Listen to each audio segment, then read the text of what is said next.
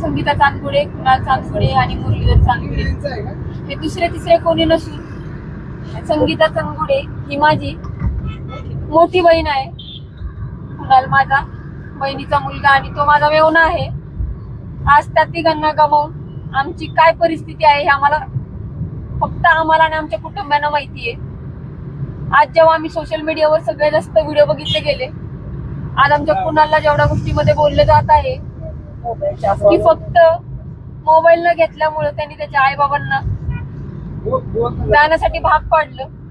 कृपया तुम्ही अशा खोट्या अफवा पसरू नका. तुमच्या सगळ्या गोष्टींचा आम्हाला खूप जास्त त्रास होतोय. आज आम्ही त्या मोमेंटवर आहोत जिथं आज आम्ही आमच्या बहिणींची, मी माझ्या बहिणीची, माझ्या मुलाची, माझ्या मेवण्याची राग सोडून घरी चाललेलो आहोत. आणि जेव्हा घरी जाताना मोबाईल हातामध्ये बघते तर एकही अशा वेगळं एका मागे एक असे व्हिडिओ येत आहेत की जिथं आमचं काळीज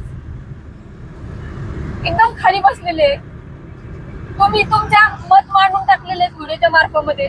तुम्हाला काहीच माहित नाहीये, तुम्ही आम्हाला ओळखत नाही, काही नाही, तुम्हाला कुठल्या गोष्टीची सत्यता माहित नाहीये, तरी तुम्ही सगळ्या गोष्टी खोट्या पसरवत आहे. तुम्हाला माहित आहे का तुमच्या सगळ्या व्हिडिओंनी माझ्या आई वडिलांना किती त्रास होतोय.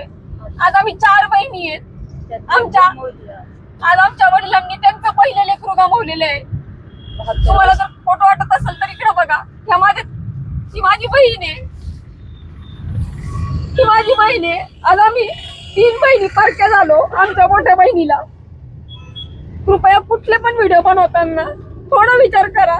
त्यांचं कुटुंब मागं आहे, ते कुटुंब संपलं चांदगुड्यांचं, पण तिचं कुटुंब आहे मागं आणि आमचं जगणं खूप मुश्किल होतंय.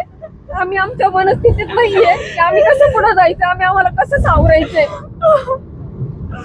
आम्हाला सावरू शकत नाहीये ह्या सगळ्या गोष्टींमधनं.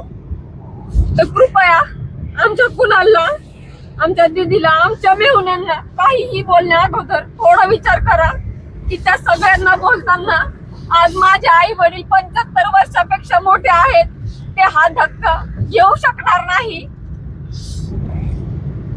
एवढीच तुम्हाला मी कळकळीची विनंती करते.